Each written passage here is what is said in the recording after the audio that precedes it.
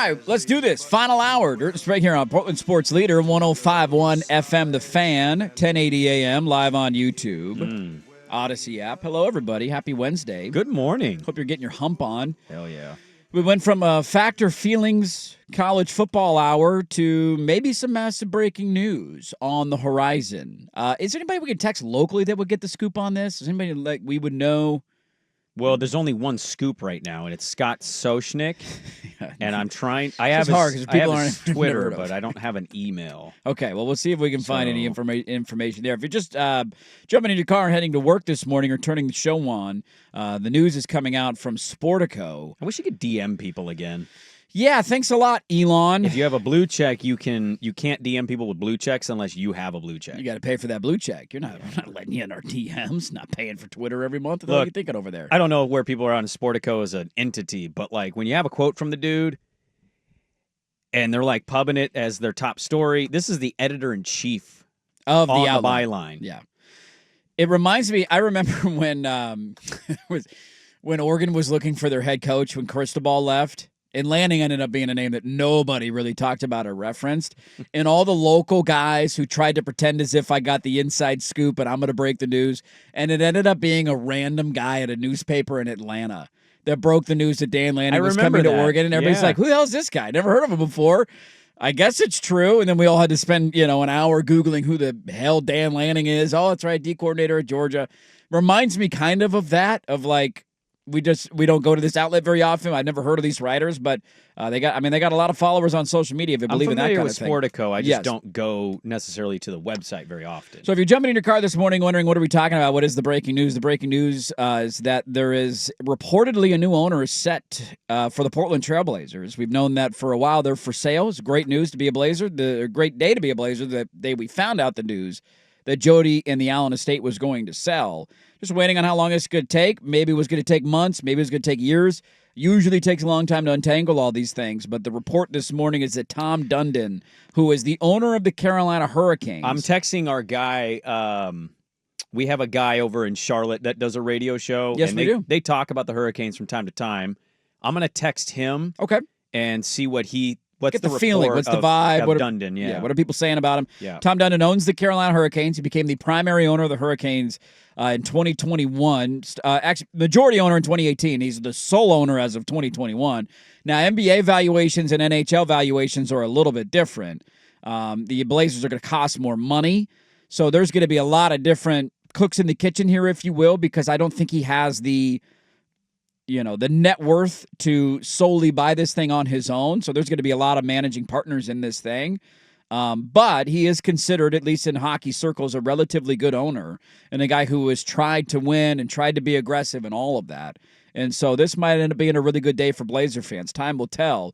There is a quote in the Sportico article from Tom Dundon saying that he is very excited. And the biggest question in all of this for Blazer fans that we've unfortunately had to actually spend time on here in the last couple of weeks is, will they ever entertain the idea of leaving after Adam Silver said they're going to need a new arena or a renovated arena? Yep. And Tom Dundon, according to the Sportico article, is already out of the gate saying there is zero intention of moving the organization out of Portland. And I think him owning Carolina is a good case study for that of, you wouldn't know it if you didn't watch hockey, you don't follow the sport. Sure. We were just talking with Patrick in the break about this. Like, Raleigh is not a hockey hotbed. It's not known as a hockey central area. Yeah.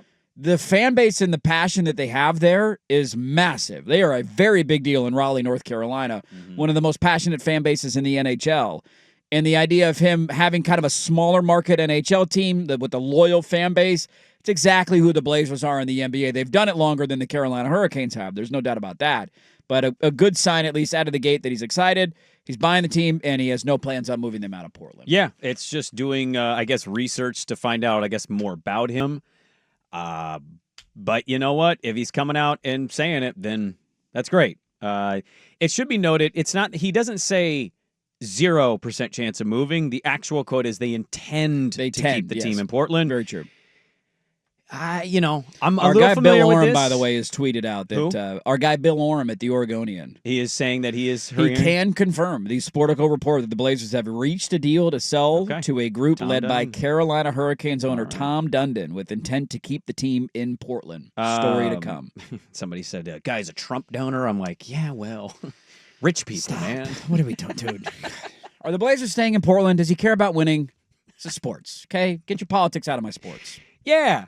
Like, come on. Shut up and dribble. Stick to politics, okay? You stick to politics. I'm going to stick to sports here. Although there is a UFC fight happening, so now we're mixing in the politics with the sports. I don't wanna get into that right now. Look, I'll just say this, though. We need to do more. I'm efforting to get somebody from Charlotte that's familiar with him as an owner for more background on him, but by all reports, sounds like, there's no guarantee there's a title out of this, and we're not going to get to is he going to go to the second apron? Look, we don't know any of that stuff. No clue. What I would say is at least a track record established as a sports owner. It's not one that you go, ooh, I don't know. It's at least one that's like, dude, that's going well. Good track record. And tends to keep in Portland, so I'm sure he's going to get a little political and talk about, hey, how are we looking at this? And also has other people in the group that are financially backed. Yes. He's not the richest owner by any stretch. Nope. I think his net worth is just over $3 billion. So, yeah, not the deepest pockets in the world. That doesn't mean you can't win. Nope. The NBA champion owner is not. I think he's one of the poorest owners in the league. So it's more about what your group is. Find your footing, and then let's figure out this arena situation. But as an owner, our only sample size is what he currently is doing, and that is he had one of the more exciting NHL teams on ice this season. They came up short in the playoffs.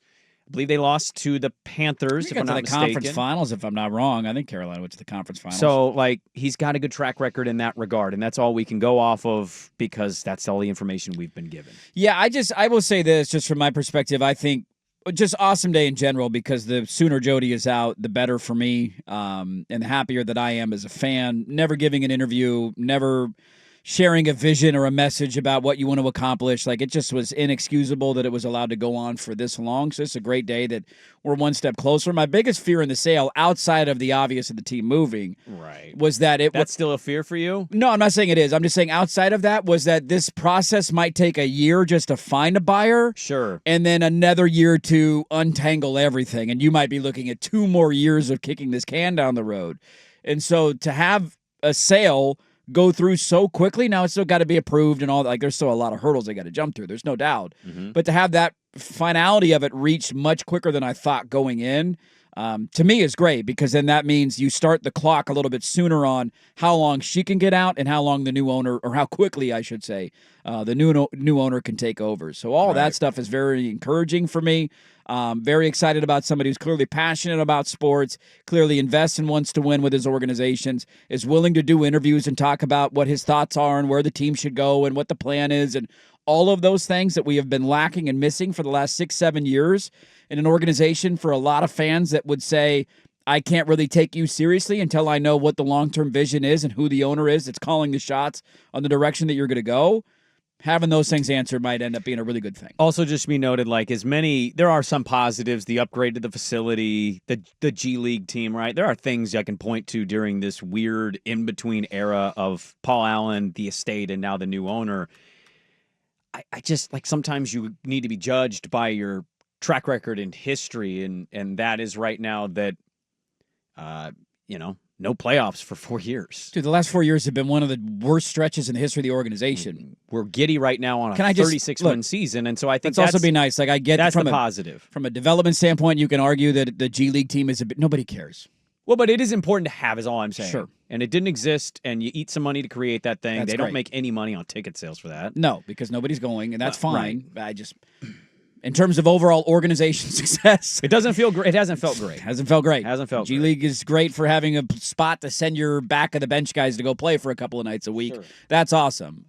This has been one of the worst stretches in the history of the organization, with a lot of questionable decisions along the way, including losing the way that they did in the playoffs and deciding to run the entire roster back with Norm Powell starting as your small forward, firing your head coach who was beloved in the locker room to lean on and trust a general manager who built that roster that couldn't win in the playoffs around Damian Lillard. Well, they also traded Dame, and I know they got him back, but yeah. Yeah, and not having the balls as an owner to say, you know what, the time is now to make a move and let's invest in the future and let's change directions. Instead, they made Damian Lillard force their hand to trade them because they didn't have the cojones to come out front and say, you know what, we can't win with you and we're going to get the best package possible. There's a lot of things that I can nitpick over the last 6-7 years. Sure. Being an owner is not easy. I'm not holding anybody to a championship or bust standard. But there's not been a lot of positives over the last 7 years, and I don't understand anybody who argues the contrary. Very excited that this might be an end. Tom Dundon looks like he's going to be the new owner. Tom Dundon. Now we go through the approval process from the NBA Board of Governors. Yeah. And Bill Orms confirmed it. So there you go. Big news today. Tom Dundon, new owner of the Blazers.